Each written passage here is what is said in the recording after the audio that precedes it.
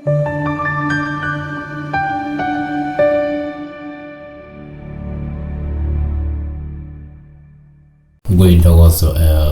ukuthi sikhulume nawo kwi-channel kama ku-personally channel ngifike isicelo zokubaleka kufanele ukusubscribe nokulike nokuba imember ye-channel. You can also visit i-channel ka-Pastor Winning enye Pastor Winning, yes.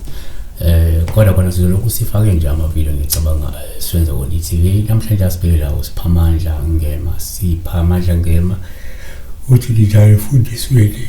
Bekusacela ukuze phupha usayina ugcwalisa amaphepha ngalifaka ama-signatures.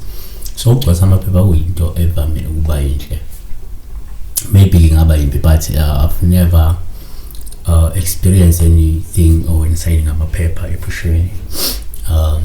Kuvame ukuthi kukhombe nje izinto ezinhle kakhulu. So singathi thina it's a positive dream when you're signing papers, signing forms, ugcwalisa ama-forms athile.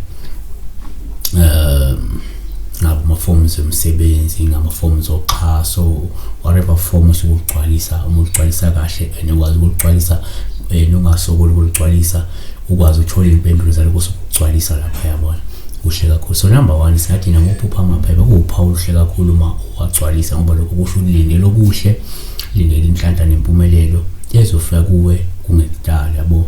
Number 2 singathi uma uphupha futhi amaphepha kuwuphawu singathi noluhle kakhulu uma uwagcwalisa, ngoba besho ukuthi ukalindele ukuthola amathuba amahle omsebenzi owufunayo.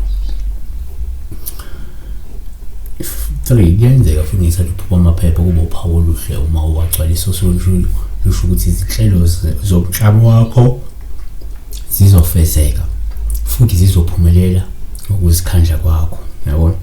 Futhi kungenzeka uma kuwukuthi manje ubhizi ngemiklamo noma kunama plans osebenzela phela omklamo or business angashafezeke aphinda aphumelele ngenxa yokusebenza kwakho kanzima, yabo.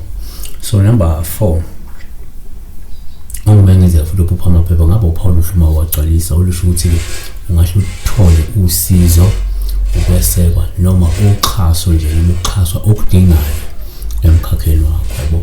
Siyabonga kakhulu besiqhubela ngokuphupha nokugcwalisa ama-forms, ngokugcwalisa amaphepha. Ukulonda kubusisa.